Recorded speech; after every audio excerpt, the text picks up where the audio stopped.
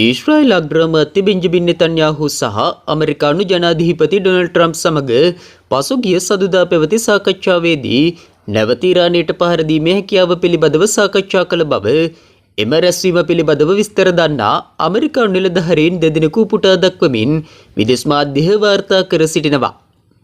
වසර දෙකක් පුරා යුද ගැටුම් හේතුවෙන් මැද පෙරදිග කලාපයට 2026 වසරේදී තවත් යුද ගැටුමක පෙරනිමිති පෙන්눔 කරන බව එම නිලධාරීන් පෙන්වා දෙනවා. ඉරානය තම න්‍යෂ්ටික වැඩසටහන නැවත ගොඩනගා ගැනීමට උත්සාහ කළහොත් ඇමරිකාව නැවත විනාශ කරන බවයි ට්‍රම්ප් පැවසුවේ. ඉරානය සමග න්‍යෂ්ටික ගිවිසුමකට එළඹීමට තමන් කැමති බවද ජනාධිපති ට්‍රම්ප් කියා සිටියා.